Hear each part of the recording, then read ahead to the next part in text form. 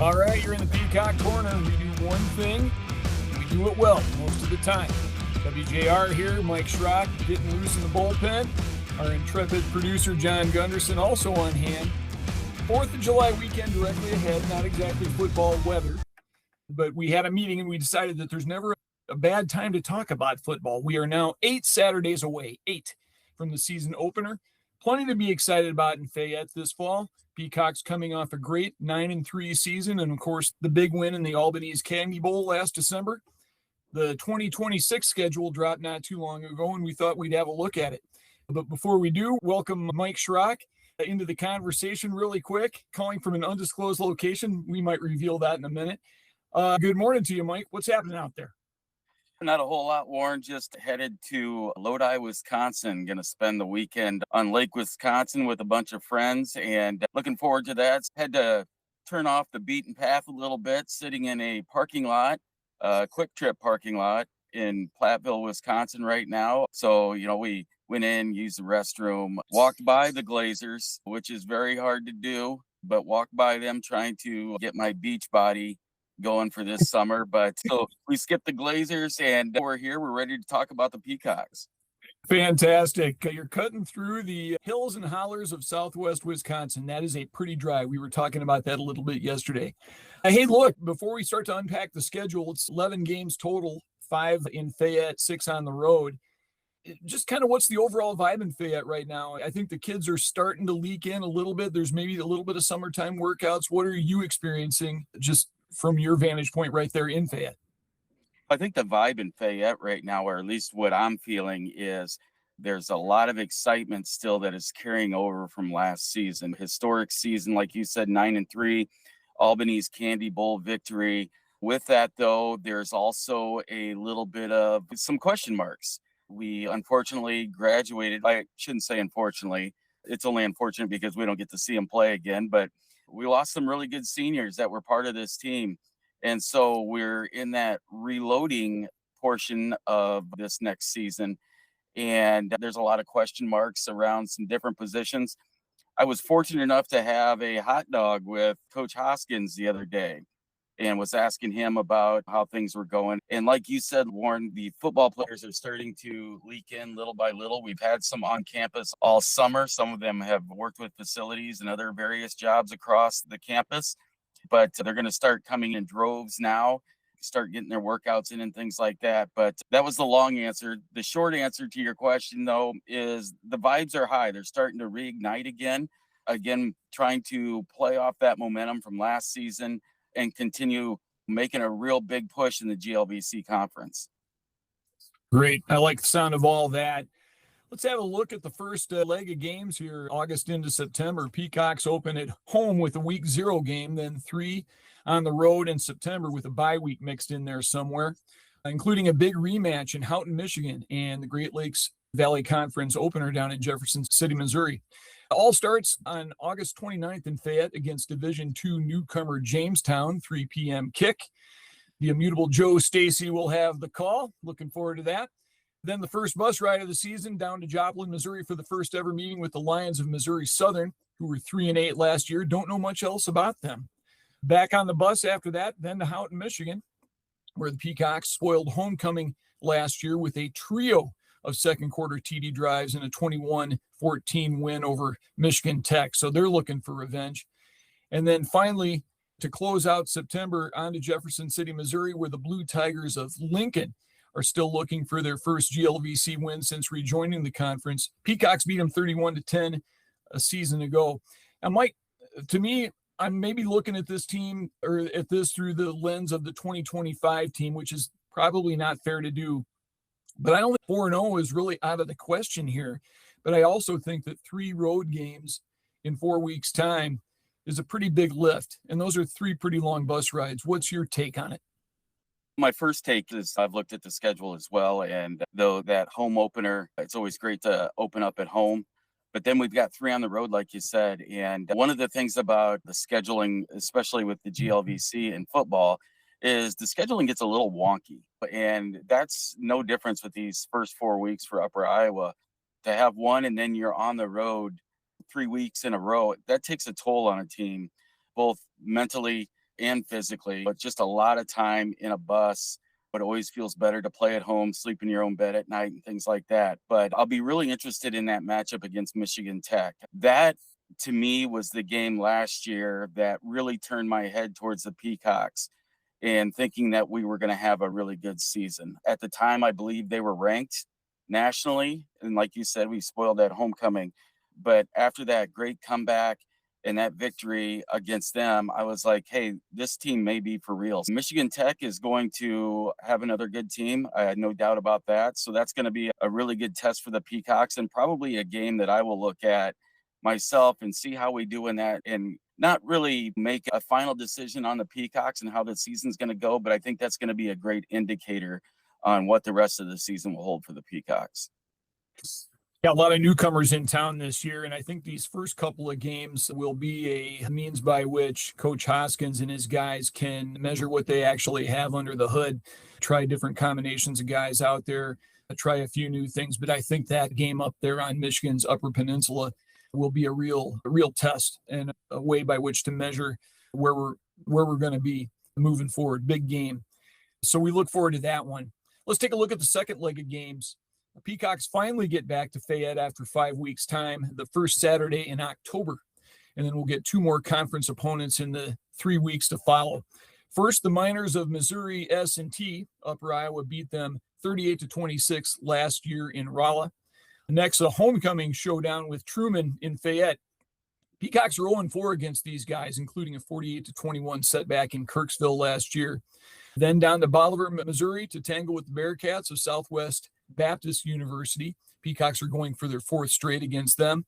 And then we'll wrap up this set of games with the Cardinals of William Jewell in Fayette, where the Peacocks needed overtime to beat them 38-31 2 years ago. So you look at these games, Mike, a lot of home cooking in October. Probably going to need 3 of these for a shot at the Great Lakes Valley Conference title. What's your take? Yeah, the one date that I have circled on my calendar is homecoming, for 2 reasons. Number one, I have a lot to do that weekend. So that's one of my busiest weeks of the year. But also, this may be a hot take, but I love the fact that we have Truman State on homecoming.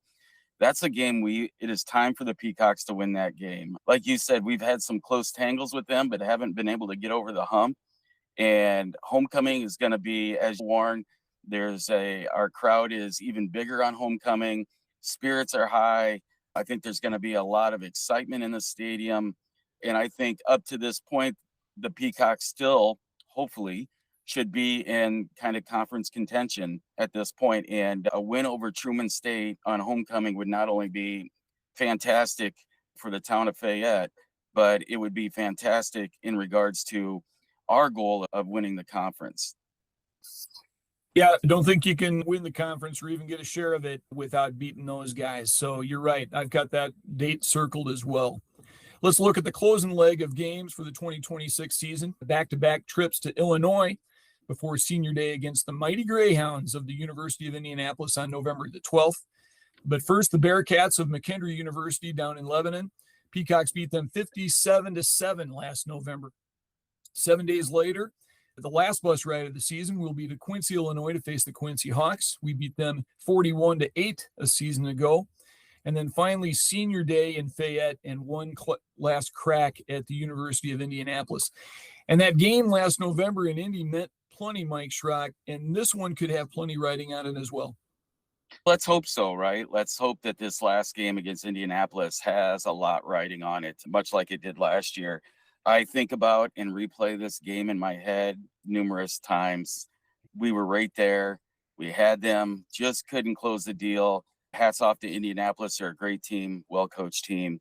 They were able to pull out the victory, but we had them on the ropes, and we're making progress in regards to getting them, because Indianapolis, in regards to football in the GLVC, is the standard. If you're going to be good, let me just say this. If you're going to be great in the GLVC, you have to beat Indianapolis, because they have set that tone in the GLVC, which of course we'll be looking for somebody else next year or 2 years from now to set that tone. But with one last crack at them, I'd love to be able to play them with a lot on the line and hopefully get that victory. And again, at home, Our kids are sleeping in their own beds. I don't know. I feel like if there's things on the line, I think Upper Iowa can pull it out this year, but we'll see. Indianapolis has lost a lot this year to graduation as well, but they're a team that reloads every year. So who knows what they're going to have.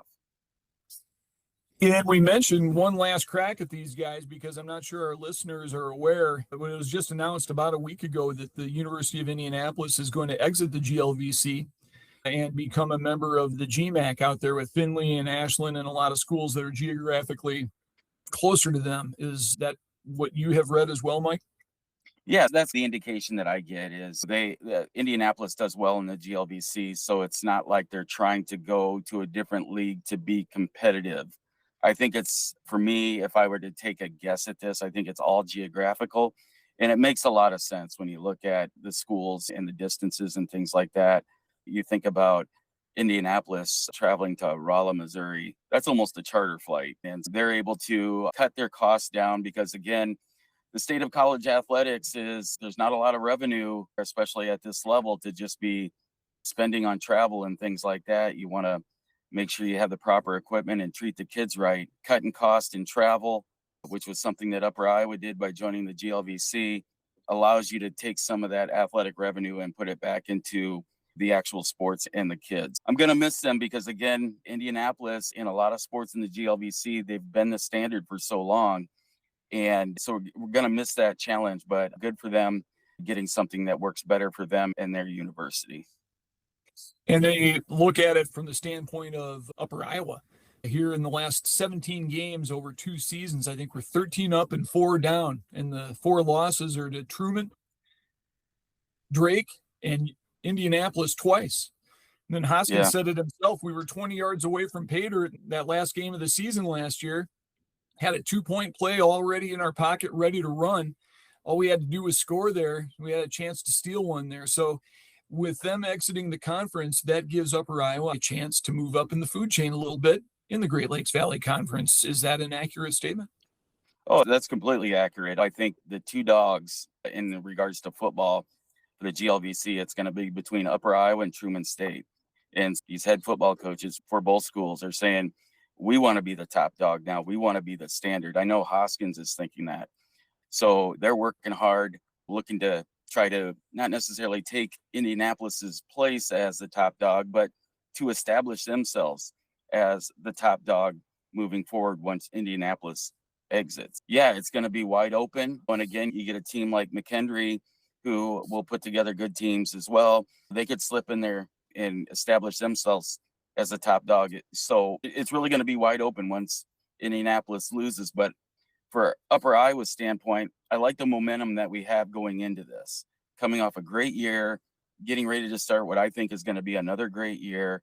And once you start stringing wins together, like you just mentioned, Warren, good things start to happen for your program. And Upper Iowa's at the very beginning of that. And I really love the future of this program. Same here, Mike, but you can't win them all if you don't win the first one. And the first one is on August 29th, 8 Saturdays away versus the Jamestown Jimmies. Hope to see everybody there. It'll be a great time and can't wait. Hey, this looks like a good time for a break. We'll make it a short one. More Peacock Corner right after this. I just want to take the Chad Harbert Show on the Sports Guys Iowa Network, where we talk high school sports in Iowa as much as we can, as long as we can, because I could talk high school sports all day. If you love high school sports like I do, this is the place to be, because we're talking to the coaches, we're talking with the athletes, we're talking with the administrators. So glad to have you part of the Sports Guys Iowa Network and checking out the Chad Harbert Show. Share it with your friends. Let people know what's out there. The podcast network is growing. The Chad Harbert Show is growing. And we've got great things planned for you still this year, and even bigger things planned coming up this fall. So make sure you subscribe if you're watching us on YouTube. Make sure you're bookmarking that on Spotify or the Apple Podcast, because the Sports Guys Iowa Network is going places. And we want to make sure you come along for the ride. All right, Mike and Warren back in the Peacock Corner, wrapping this one up. Lots of basketball camp activity in the summer months. We're mighty excited about this one. The Luka Garza Academy is making a stop in Fayette on August the 17th. Luka will spend the entire day at Dorman Gym working with boys and girls grades 2 through 12. Skill drills, instruction, photos, autographs, all the rest.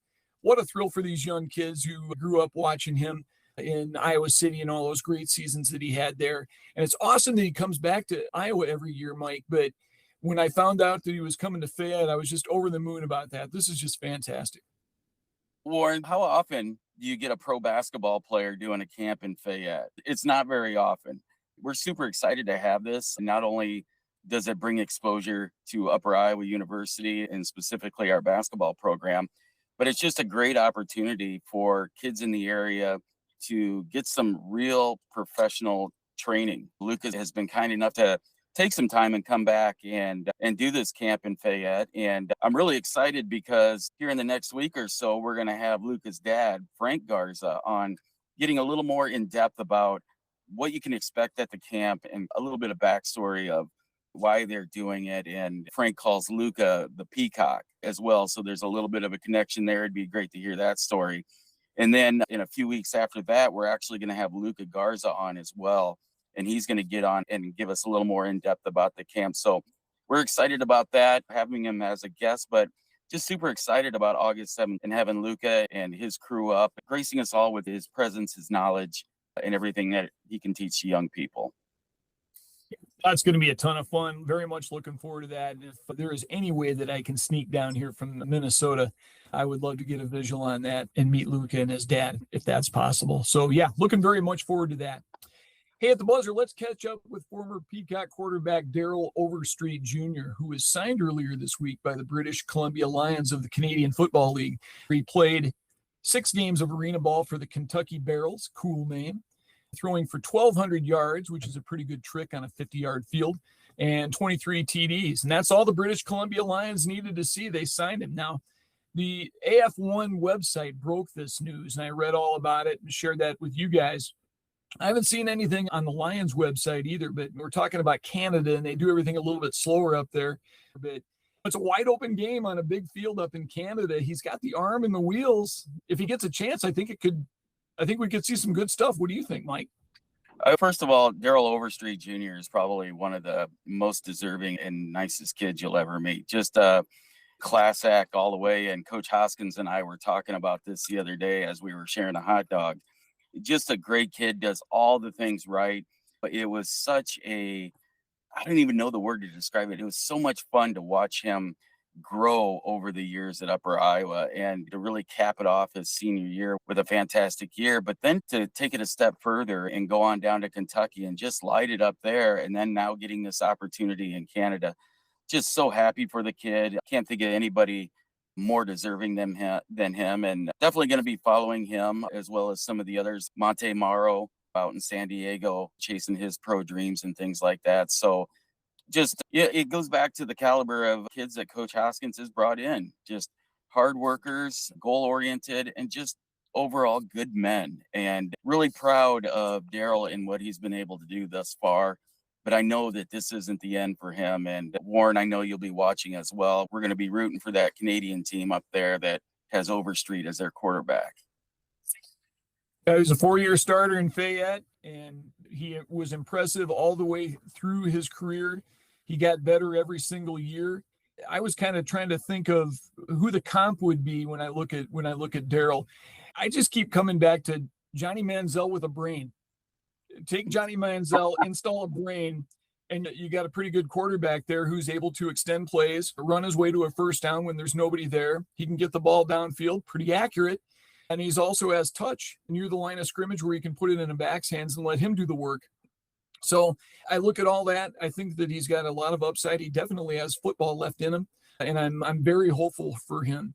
Mike Eyeshide is proof that there is a path from Fayette, Iowa to the NFL. By the way, got his autograph right here.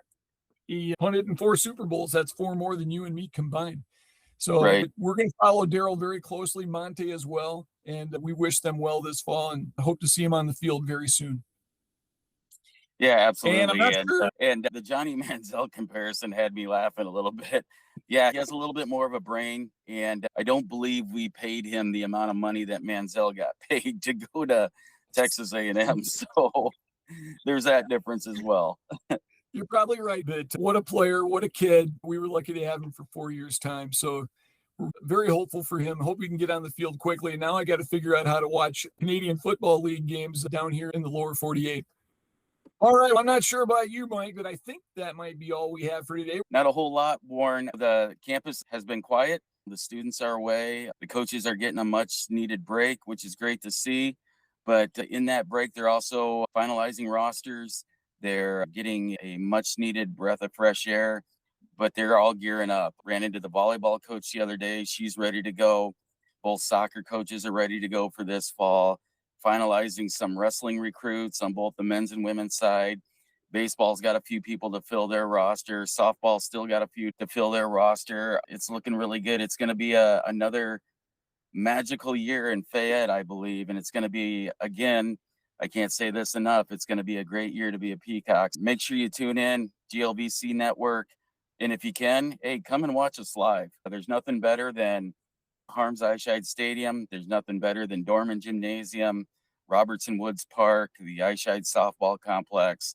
Hey, it's a great place to be, and we'd love to have you. Darn good points all, Mike. That is all we have for today. Thanks for tuning in. For John Gunderson and the Alpha Peacock, Mike Schrock checking in from Platteville, Wisconsin. I'm Warren. See you next time. Bye for now.